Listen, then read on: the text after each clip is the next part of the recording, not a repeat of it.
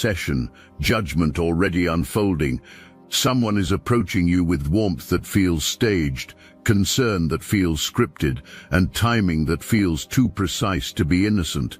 They need you to be reactive, but you're anchored. They need you emotional, but you're centered. The storm isn't coming for you, it's coming because of you.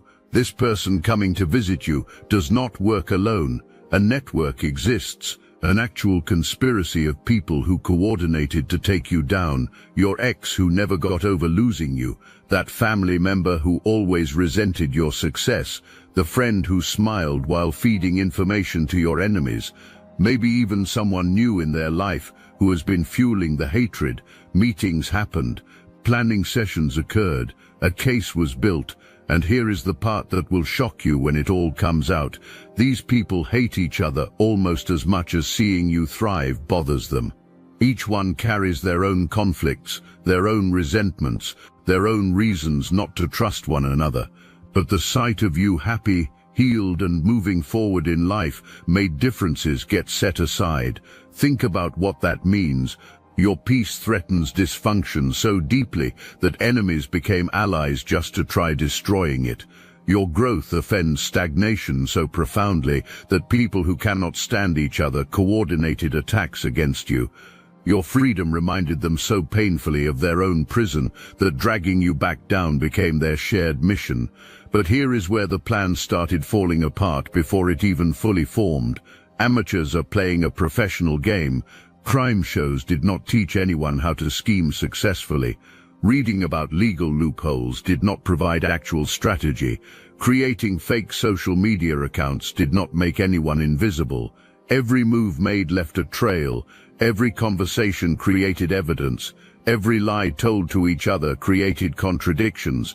And when pressure comes, when questions start, when scrutiny intensifies, that web of conspiracy is going to trap its creators instead of you. You want to know what really drives this anger? Not anything you did to anyone. What you did for yourself. You left. You walked away from dysfunction and chose peace. You built boundaries and enforced them. You stopped being available for manipulation and drama. You stopped giving access to your emotional reactions. You stopped playing the game where losing your composure meant someone else won. And when you did that, you took away power. You removed the one tool used to control you, your emotional availability. Let me tell you about the accusation being built against you. This connects to your character, your behavior, the choices you made that are being reframed as crimes. A picture of you is being painted that does not match reality. Your strength gets called aggression. Your boundaries get called cruelty. Your decision to choose yourself gets called betrayal. This is projection dressed up as prosecution. This is guilt trying to become your sentence. Lies require perfect execution. You need to remember exactly what you said to whom and when. You need to coordinate every detail with co-conspirators. Your timeline needs to match the evidence. Your story needs to hold up under cross-examination, and none of that exists in this case. What exists is a narrative built on emotional resentment, stitched together with half-truths and reinforced with wishful thinking. What exists is a house of cards in a windstorm. What exists is a story that makes sense to people who already decided to hate you but falls apart under any real scrutiny. Watch what happens when specific dates get requested. Watch what happens when timelines contradict the evidence. Watch what happens when the person claimed to be present says the opposite. Watch what happens when promised proof does not exist. Watch what happens when words from different conversations contradict each other. This is the thing about truth. Truth stays consistent. Truth does not change based on who asks or what answer seems wanted. Lies shift. Lies adapt, lies multiply, and eventually lies collapse. You are needed to react poorly, to say something in anger that can be used against you, to defend yourself in a way that makes you look unstable, to play into the exact image being created. But you are not doing that because you already did the work refused by others. You process trauma instead of weaponizing it. You healed wounds instead of using them as excuses. You chose growth over revenge. And now you walk into this situation from a position of strength that cannot be comprehended by people who never did that kind of inner work themselves. Right now, your social media gets checked, posts get scrolled, captions get read, who you follow and who comments on your content gets scrutinized. Fake profiles were created, friends got enlisted to spy, entire files of screenshots exist. Obsession drives this, not justice. Finding something, anything, that can be twisted into supporting lies becomes the mission. Any photo that can be misinterpreted, any caption that can be taken out of context, any friend who can be claimed as suspicious, and you want to know what drives absolute insanity. You are thriving, despite everything being plotted, despite the legal deadline approaching, despite the surveillance and the schemes. You are out here living your best life, posting about your growth, sharing your wins, moving forward like none of this exists, because to you it does not. These are footnotes in a chapter you already closed. Meanwhile, dissertations are being written about why you do not deserve peace. Every day you show up happy becomes a dagger to the plan against you. Every post about your healing dismantles the narrative built. Every moment you refuse to engage with chaos proves accusations wrong. Your peace becomes the most powerful defense you have, not because it proves anything to your accusers, because it proves everything to everyone watching. When claims of instability get made, but you show up centered and grounded, who believes the claims? When you get called dangerous but you spread light, who takes that seriously? When you get painted as a villain but you obviously grew and moved on, the story loses all credibility. Evidence of your happiness gets collected like proof of guilt. Think about how twisted that is. Think about what that reveals. The dysfunction runs so deep that your joy looks like a crime, your peace looks like an attack, your growth looks like betrayal. And all of this is about to be presented to people who will see immediately what cannot be seen by the accusers themselves. This is not about justice. This is about jealousy. This is not about truth. This is about people who cannot stand watching someone else choose better. If this resonates with your inner knowing, hype this video to help fellow chosen ones find their way here. Now we get to the real motive, the thing underneath all the emotional accusations, the actual reason this got escalated to legal territory. Money is involved.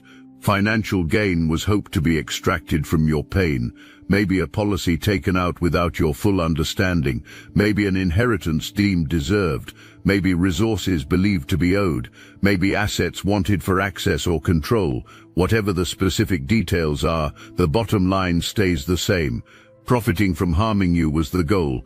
Turning your pain into a payday was the plan. This is not impulsive revenge. This is calculated theft dressed up as justice.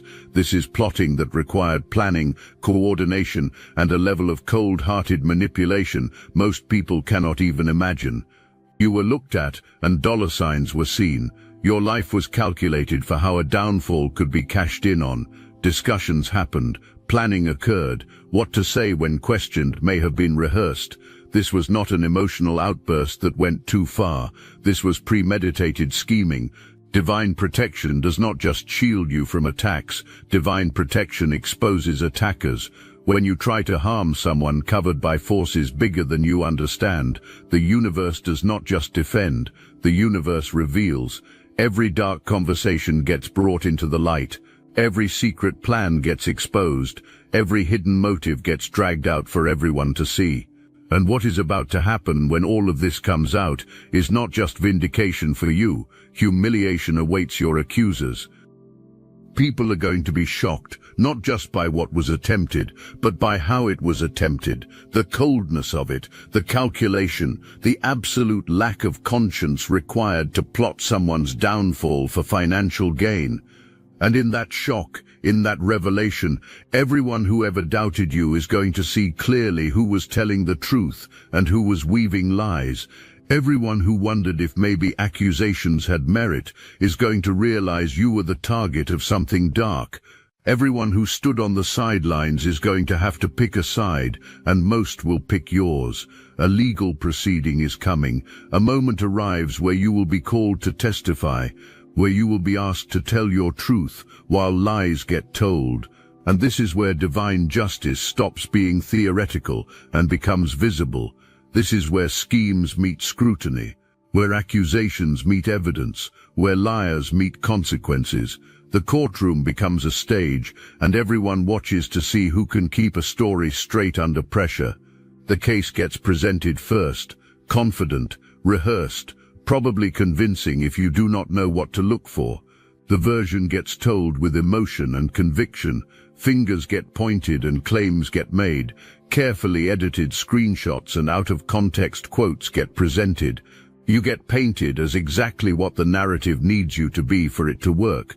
And for a moment, it might even look like a case exists. But then comes the cross-examination, the questions no one prepared for, the inconsistencies no one accounted for, the evidence that contradicts the timeline, the witness who remembers things differently, the proof that what gets claimed happened could not have happened the way described. Watch how quickly confidence turns to confusion. Watch how rehearsed answers become fumbling explanations. Watch how a story that seemed so solid starts developing cracks and holes and contradictions that cannot be explained away. When taking the stand happens, confidence exists at first.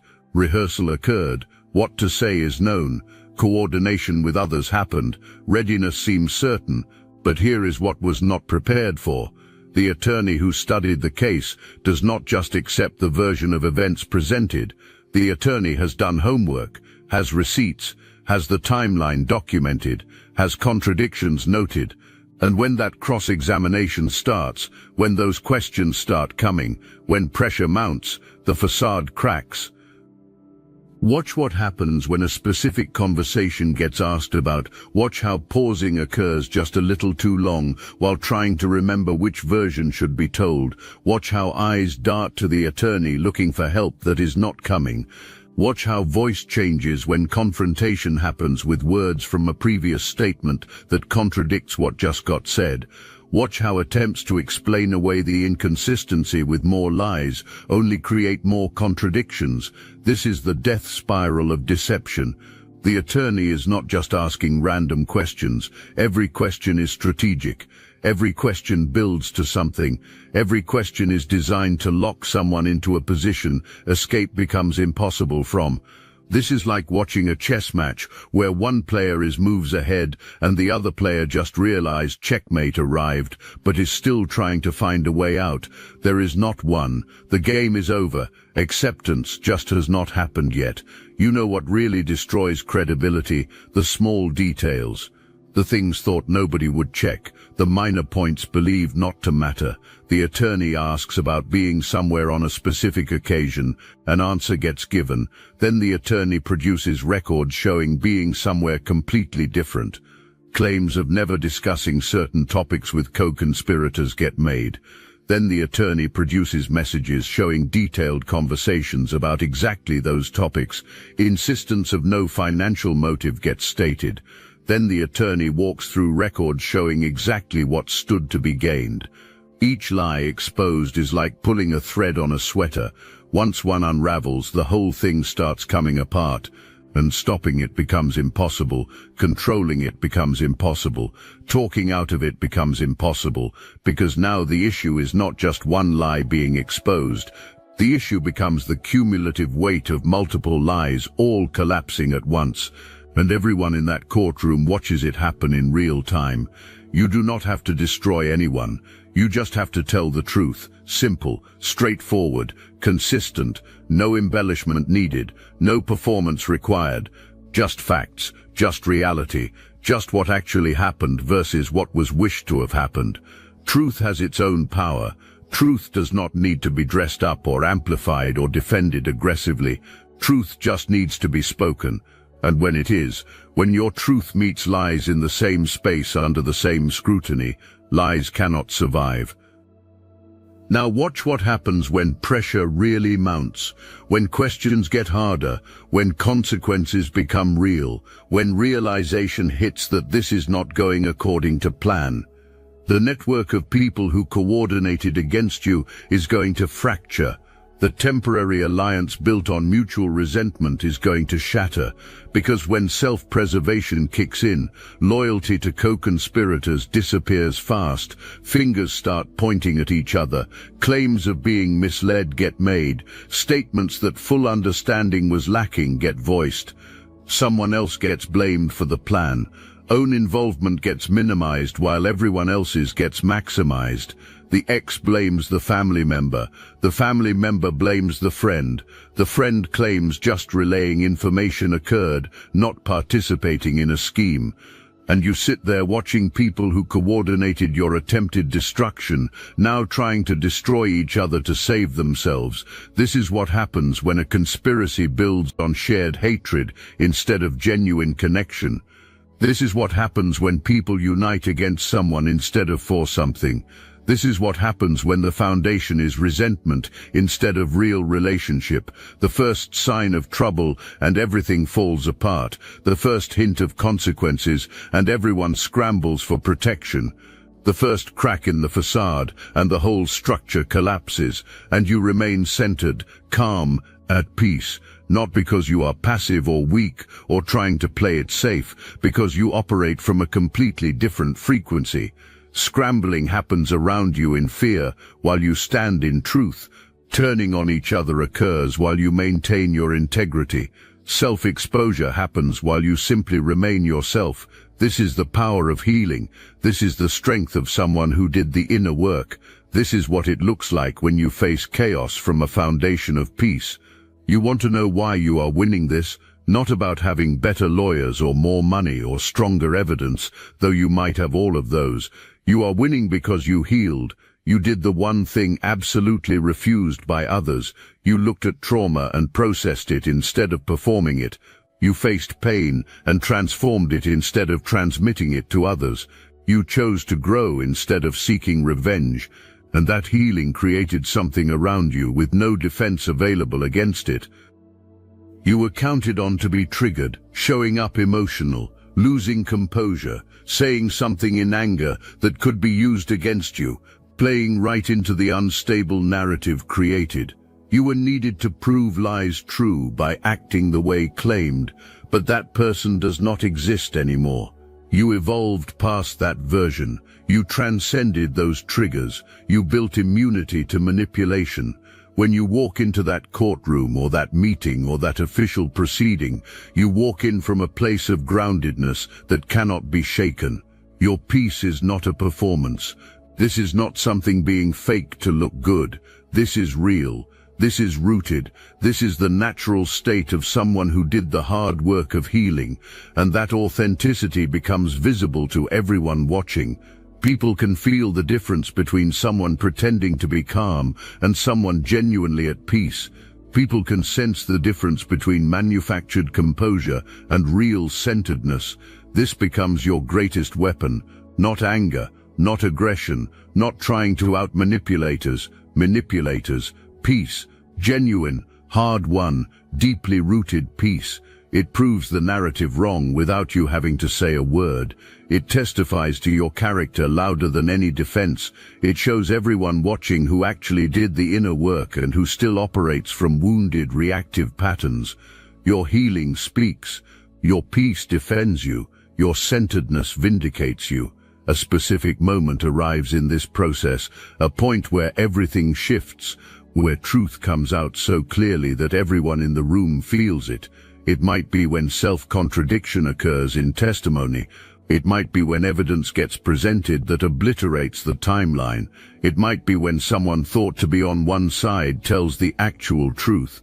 But a moment will come, a breaking point, where lies meet their natural end and truth stands alone, undeniable. Watch faces when it happens, the panic, the scrambling, the desperate attempts to explain away what cannot be explained, the realization dawning that this is not going the way planned, the fear settling in that consequences might actually follow lies, This is divine justice in action. This is what happens when people who plot in darkness get pulled into the light. This is the natural consequence of building a case on deception. You do not have to gloat. You do not have to celebrate downfall. You do not have to say anything resembling "told you so." Truth does all of that for you. Truth vindicates you without you having to lift a finger. Truth restores your reputation without you having to fight for it. Truth humiliates without you having to seek revenge. You just have to stand there, peaceful, centered, truthful, and let reality do what reality does. Expose lies, reveal schemes, demonstrate who operates with integrity and who does not. The judge sees it, the attorneys see it, anyone with discernment sees it. Because when truth and lies occupy the same space under scrutiny, lies always reveal themselves, lies always have tells, lies always have inconsistencies, lies always create contradictions. Truth is simple and consistent, lies are complex and constantly shifting, and under the pressure of legal examination, that difference becomes impossible to hide. Now let me put you onto something real, Destiny Engine. I built this because I was done watching chosen ones get dragged through betrayal, isolation, and attacks while their enemies strutted around unchecked. I want to help you accelerate the speed of your divine justice and step fully into your purpose. And the beauty of it, you don't even have to lift a finger. Destiny Engine takes their downfall and flips it into your rise. This isn't another meditation app. It's declassified consciousness technology, the same mind programming tools your enemies once used to install fear, competition, and scarcity, re-engineered to restore your sovereignty and align you with the cooperative, upgraded operating framework. It generates personalized sequences mapped to your divine purpose. The hardest thing you'll do is put on headphones, press play, and watch your enemies keep digging their own grave. The collective upgrade is underway. Start your Destiny Engine for $1 today and turn everything they did to break you into fuel for your rise. Link in the description. Your family members who never doubted you, the ones who stood by you even when things looked messy, the ones who defended your character when others questioned it. Watching this unfold gives them a sense of vindication themselves, knowing you were telling the truth all along, knowing you were being targeted, and now everyone else knows it too. The validation felt watching liars get exposed becomes almost as powerful as the vindication you feel. Then consider the people who were on the fence, the ones who did not know what to believe, the ones who heard both sides and were not sure which version was accurate, watching with growing clarity as truth emerges. Seeing the contrast between your consistent testimony and contradictory stories told by others, watching your composure versus panic around you, witnessing your peace versus chaos displayed, and making judgments about character that will last long after this courtroom drama finishes. And yes, even the people who believed accusations against you, even the people who took the other side, even the people who maybe contributed to spreading lies, watching too, and what gets experienced is profound cognitive dissonance. Investment was made in a narrative being proven false in front of eyes. People got defended, who are being exposed as liars under oath. Your character got questioned while championing the character of people now being revealed as schemers and manipulators. Some will never admit being wrong. Pride will not let them. But knowing happens. Deep down, knowing happens that the wrong side was backed. Deep down, knowing happens that deception occurred. Deep down, knowing happens that an apology gets owed that will probably never be given. And that knowledge will surface every time seeing you move forward in peace while the people defended deal with consequences. You were not alone, ever. You might have felt alone, felt like you were fighting this battle by yourself, but you were surrounded by protection you could not see. Spiritual forces orchestrating circumstances in your favor, divine intervention blocking attacks before reaching you, ancestors interceding on your behalf, angels redirecting schemes meant to harm you, every time a trap was set and you somehow avoided it. Every time provocation was attempted and something kept you calm. Every time evidence gathering was tried and the situation shifted in ways that could not be controlled. That was not luck. That was not coincidence. That was protection. Active, intentional, powerful protection from sources your accusers do not even believe in. Human weapons were being used against you. You were defended by divine forces. You were thought destroyable because worldly metrics were being used for measurement. Your resources, your connections, your visible defenses were being looked at. But what really protected you could not be seen. The spiritual covering that comes from choosing truth over deception could not be accounted for. The divine backing that follows people who walk with integrity, even when it costs them something, could not be factored in. And that protection is not leaving after this finishes. This is not a one-time intervention. This is permanent. This is part of your inheritance as someone who chose the path of healing and growth, as someone who refused to compromise values for temporary comfort, as someone who did the inner work even when it was painful. That covering stays with you. That backing follows you. That protection is yours. When this finishes, when truth has been spoken and lies have been exposed and the verdict has been delivered, your life changes, not because of what happened to your accusers, because of what happened in you. You walk out of that courtroom different than you walked in, not traumatized, not bitter, not broken, but freed, released from the weight of false accusations, liberated from the burden of defending yourself against lies, no longer carrying the fear that maybe a narrative would somehow become your reality. You are lighter, you breathe deeper, sleep better, smile easier. The shadow that followed you is gone. The threat that hovered is neutralized. The people who plotted your downfall now face their own consequences, and you are free to move forward without looking over your shoulder, without wondering when the next attack is coming, without carrying the stress of ongoing legal drama. But more than just relief exists. Restoration happens. Everything blocked during this season starts flowing again. Opportunities delayed suddenly manifest. Resources tied up become available. Doors that seemed closed swing wide open. The universe was holding things back until this was resolved, and now everything meant for you comes rushing in at once. New people enter your life who match your frequency. Genuine connections, honest relationships, people who respect boundaries and communicate clearly, people who celebrate your growth instead of resenting it. You step into opportunities aligned with who you have become, not who you used to be. Everything shifts because you have been refined through this fire. You have been tested and proven. You have demonstrated your character under pressure, and now you get to enjoy the rewards of maintaining integrity when compromising would have been easier. The reputation gets destroyed, not damaged, not tarnished, destroyed, because something hits different about being exposed as a liar in a legal setting versus just being called a liar in conversation.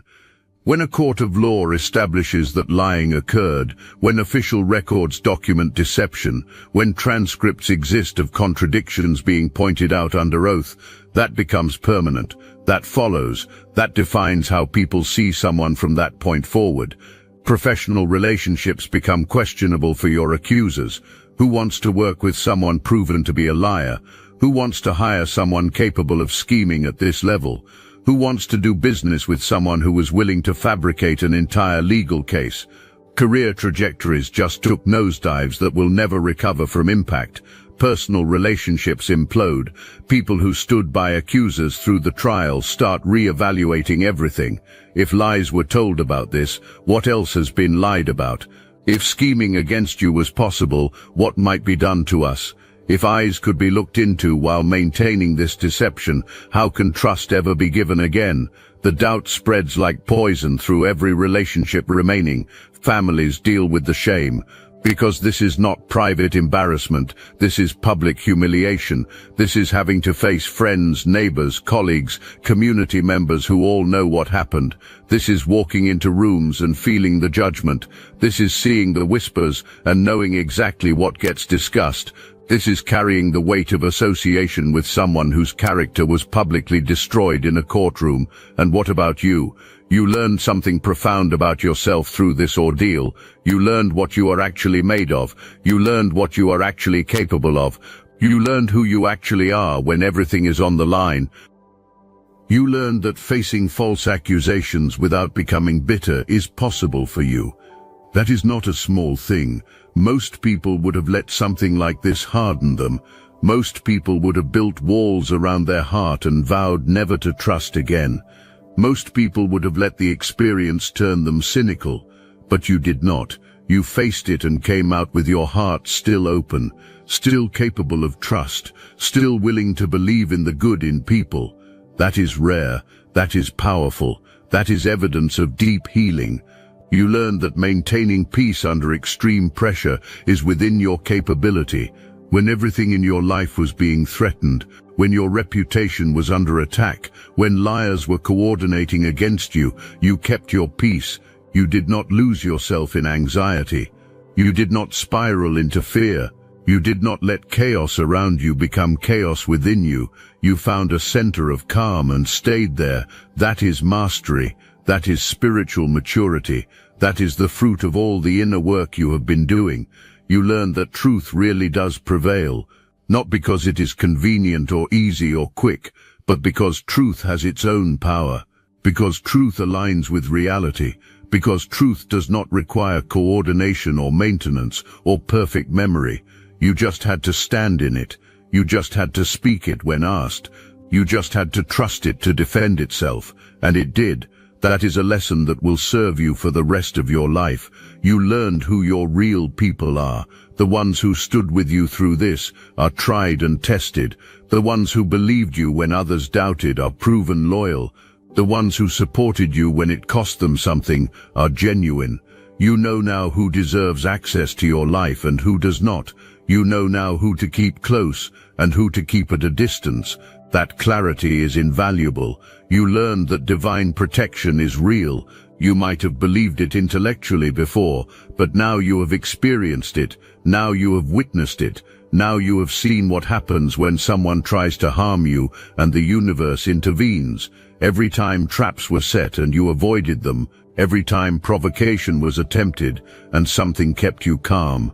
Every time plans should have worked but somehow did not. That was protection. Active, intentional, powerful protection. And now you know it is there. Now you trust it. Now you can move forward with confidence that you are covered. The court is in session. Evidence is being presented. Truth is being spoken. Lies are being exposed and chosen one. The verdict was already written before any of this started. You win. Not because you fought dirtier, not because you had more resources, not because you manipulated better. You win because truth always defeats lies, because integrity always outlasts deception, because divine justice always prevails over human schemes. Public humiliation was wanted for you. Instead, self-humiliation occurred. Destroying your reputation was the goal. Instead, own credibility got destroyed. Seeing you broken and defeated was the desire.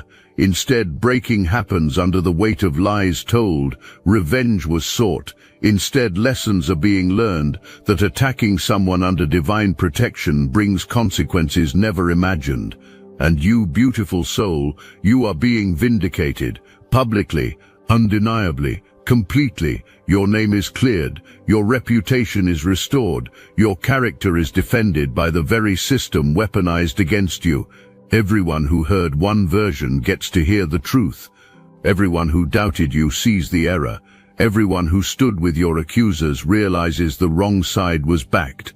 This is your moment, not to gloat or seek additional revenge, but to stand in truth and watch it set you free. After this, you are not looking back, not rehashing the drama, not giving anyone more of your time or mental space. You are closing this chapter completely and stepping into the next one with wisdom, strength, and peace you did not have before. You are taking the lessons without carrying the pain, keeping the growth without keeping the grudge, moving forward lighter, freer, and more powerful than ever. This whole thing was never about destroying you. This was about revealing truth, removing toxic people from your path, exposing who was real and who was playing roles, preparing you for the next level of your journey. Everything meant for evil, the universe turned into good. Every attack launched became a testimony. Every lie told became evidence of your vindication. Every scheme plotted became proof of divine protection. Your ending was being written by others. Instead, they wrote their own.